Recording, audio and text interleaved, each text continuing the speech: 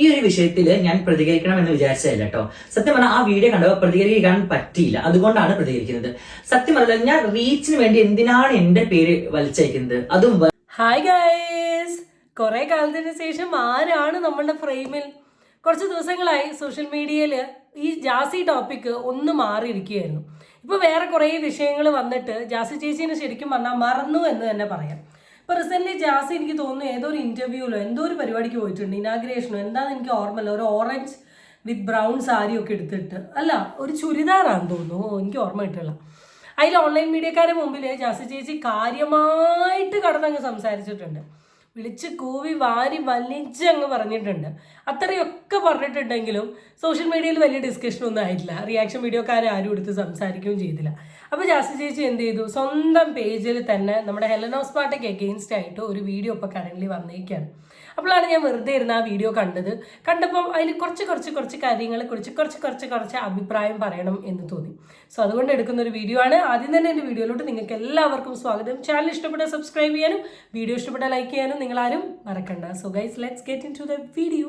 ആദ്യം തന്നെ ജാസി ചേച്ചി പറഞ്ഞൊരു കാര്യമുണ്ട്, റീച്ചിന് വേണ്ടി നിങ്ങൾ എൻ്റെ പേര് ഇതിൽ കൊണ്ടുപോയി ഇടല്ലേ ഗായ്സ് എന്നുള്ളൊരു സാധനം ജാസി ചേച്ചി പറഞ്ഞു. നിങ്ങൾ എത്ര പേര് ശ്രദ്ധിച്ചു എന്ന് എനിക്കറിയില്ല, എന്തായാലും ഞാൻ നന്നായി ശ്രദ്ധിച്ചു. ഓ മൈ ഡിയർ ജാസി ചേച്ചി, എനിക്കിവിടെ പറയാനുള്ളൊരു കാര്യം എന്താണെന്ന് വെച്ചാൽ, ജാസി ചേച്ചി റീച്ചിന് വേണ്ടി ജാസി ചേച്ചിനെ പിടിക്കണമെന്നൊന്നുമില്ല. ഇപ്പം കരളിൽ റീച്ചുള്ള ടോപ്പിക് ഏതാ അറിയോ? ദീപക് എന്ന് പറയുന്ന ഒരു വ്യക്തിയുടെ ടോപ്പിക്കാണ്, അറിയുമായിരിക്കുമല്ലോ. ആ ഒരൊറ്റ ടോപ്പിക് എടുത്ത് സംസാരിച്ചാൽ എല്ലാവർക്കും റീച്ചാണ്. അതിന് എവിടെയോ ഇരിക്കുന്ന ജാസി ചേച്ചീനെ എടുത്തു കൊണ്ടുവന്ന് സോഷ്യൽ മീഡിയയിൽ സംസാരിക്കേണ്ട ആവശ്യമൊന്നുമില്ല. എന്തായാലും ഇപ്പോൾ പറയുന്നത് ഹെലനോസ് പാട്ട ജാസി ചേച്ചീനെ റീച്ചിന് വേണ്ടി വീണ്ടും ഉപയോഗിച്ചു എന്നാണ്. കാരണം 1 million ഉള്ള ഹെലനോസ് പാട്ട ഏത് വീഡിയോ ഇട്ടാലും കെ എന്ന് വെച്ചാൽ 10K 20K 30K അങ്ങനെ കെ വ്യൂ ഉള്ള ഹെലനോസ് പാട്ട സ്റ്റിൽ ജാസിയുടെ പുറകെയാന്ന് പറയുന്നത്. എന്തായാലും ജാസി ചേച്ചി പറഞ്ഞ സ്ഥിതിക്ക് അതിനെന്തെങ്കിലുമൊക്കെ ഒരു കാര്യമുണ്ടാവും. സോ ഗൈസ്, അധികം ഡയലോഗ് കണ്ട നമുക്ക് ആ വീഡിയോയിലോട്ട് പോകാം. അതും വേറെ ഉള്ള എന്തൊക്കെ കാര്യങ്ങളുണ്ട്, അതിലൊക്കെ എന്റെ പേര് എന്തിനാണ് ഈ അവസാനം ആദ്യം ഈ പുട്ടിന് തേങ്ങ ഇടുന്നത് പോലെ വലിച്ചേക്കുന്നത്? എനിക്ക് മനസ്സിലാവുന്നില്ല. ഞാൻ ഒരാളെ വീഡിയോ കേൾപ്പിക്കാവേ. പുട്ടിന് തേങ്ങ ഇടുന്ന പോലെ എന്ന് വെച്ചാൽ ഏത് വിഷയം സംസാരിക്കുകയാണെങ്കിലും ഈ തേങ്ങ പോലെ ഇടയ്ക്കിടയ്ക്ക് ജാസി ചേച്ചിനെ ചേർക്കുന്നുണ്ടെന്നാണ് പരാതി. നാം നോക്കട്ടെ. ഇപ്പം 2 ദിവസമായിട്ട് സോഷ്യൽ മീഡിയയിൽ ഭയങ്കര വൈറൽ ആയിട്ടുള്ള ഒരു വീഡിയോ ഉണ്ടായിരുന്നു. ആ വീഡിയോ എന്താ ഞാൻ താഴത്ത് വെക്കാം. ആ വീഡിയോയില് ഈ സ്ത്രീ എനിക്ക് തോന്നുന്നതിന് മുന്നേ നമ്മളിങ്ങനെ ഞാൻ ഇതിനെ കുറിച്ചൊന്ന് സ്റ്റഡി ചെയ്തപ്പോൾ എനിക്ക് മനസ്സിലായത്, നമ്മുടെ നാട്ടിൽ കള്ളങ്ങൾ മാത്രം പറഞ്ഞു നടക്കുന്ന മുഹമ്മദ് ജാസിൽ എന്ന് പറയുന്ന ഒരു മലപ്പുറം കുറ്റിപ്പുറക്കാരനുണ്ട്. അവൻ ചെയ്യുന്ന ചെയ്തികളെയൊക്കെ സപ്പോർട്ട് ചെയ്ത് സംസാരിച്ച ഒരു വ്യക്തിയാണ് ഈ സ്ത്രീ എന്നാണ് അറിയാൻ കഴിഞ്ഞിട്ടുള്ളത്. അപ്പൊ അത്രയൊക്കെ നിലവാരം മാത്രമേ നമ്മൾ ഈ സ്ത്രീയിൽ നിന്ന് പ്രതീക്ഷിക്കേണ്ടതുള്ളൂ. അപ്പൊ ഇത് ഹെലനോസ് പാട്ടയുടെ വോയിസ് ആണ്. ആള് റീസെന്റ് ഉണ്ടായിട്ടുള്ള നമ്മളുടെ ആ ഒരു ആള് ആത്മഹത്യ ചെയ്ത വിഷയവുമായി ബന്ധപ്പെട്ട് സംസാരിക്കുന്ന ഒരു വീഡിയോ. ആ വീഡിയോന്റെ ഇടയിൽ ആള് ജാസിയുടെ ഒരു പേര് പറഞ്ഞു. അതാണ് ജാസി ഇവിടെ ഉദ്ദേശിച്ചത്. ഹെലന്റെ വീഡിയോന്റെ റീച്ചിന് വേണ്ടി ജാസീനെ ഉൾക്കൊള്ളിച്ചു എന്നും, പുട്ടിന് തേങ്ങ ഇടുന്ന പോലെ ഏത് കണ്ടന്റ് സംസാരിക്കുകയാണെങ്കിലും അതിൻ്റെ ഇടയിൽ ജാസീന്റെ പേര് കൊണ്ടുവന്നു എന്നുള്ളത്. ഇവിടെ ജാസി ചോദിക്കുന്ന ചോദ്യം ശരിക്കും പറഞ്ഞാൽ ടു ആൻ എക്സ്റ്റെൻഡ് ശരിയാണ്.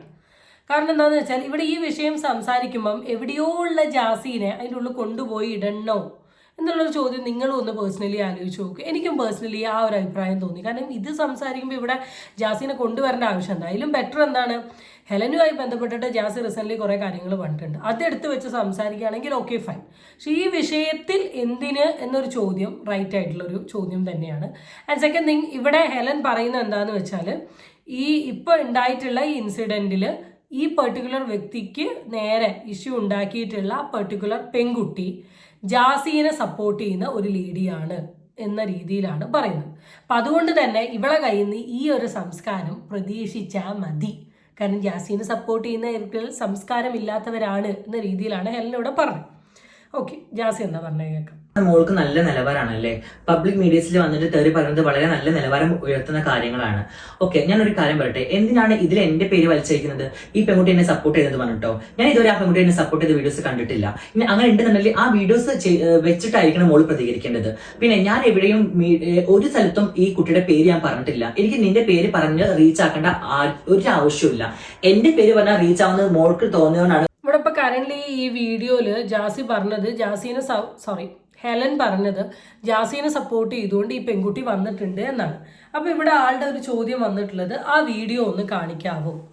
അപ്പം അങ്ങനെ ഒരു സ്റ്റേറ്റ്മെന്റ് ഹെലൻ ഓഫ് സ്പാർട്ട പറഞ്ഞിട്ടുണ്ടെങ്കിൽ ഡെഫിനറ്റ്ലി ഹെലൻ ഓഫ് സ്പാർട്ട എന്ന് പറയുന്ന ഒരു വ്യക്തി എന്തെങ്കിലും കണ്ടിട്ടായിരിക്കാം. ഈവൻ ആ പെൺകുട്ടി ജാസീനെ സപ്പോർട്ട് ചെയ്യുന്ന രീതിയിൽ എന്തെങ്കിലുമൊക്കെ കണ്ടിട്ടായിരിക്കും. കണ്ടിട്ടായിരിക്കാം.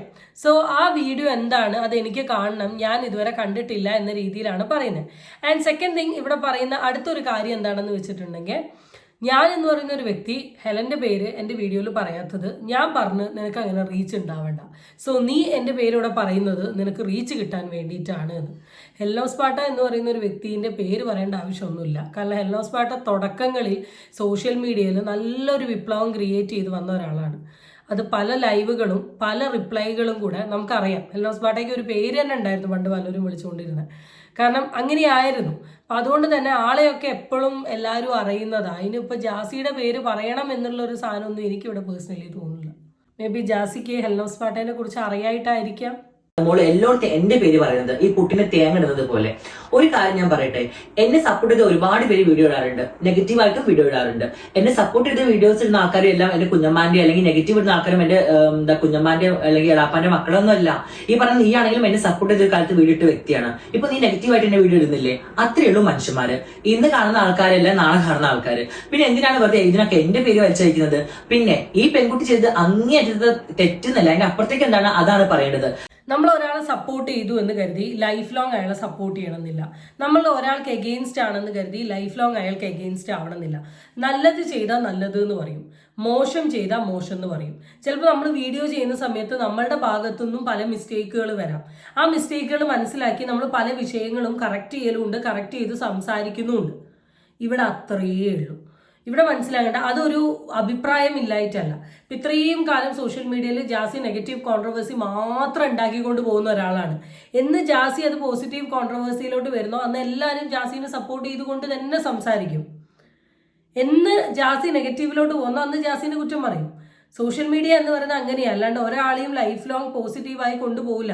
അപ്പം നമ്മൾ ഏറ്റവും കൂടുതൽ സ്നേഹിക്കുന്ന നമ്മളെ നടന്മാരെ നമ്മൾ എടുത്തു നോക്ക്, നമ്മൾ അവരുടെ എത്ര പോസിറ്റീവ് കണ്ടാലും അവരുടെ നെഗറ്റീവ് പറയുന്ന ഒരു കാറ്റഗറി ഓഫ് ആൾക്കാർ അപ്പുറത്തെ സൈഡിലുണ്ട്.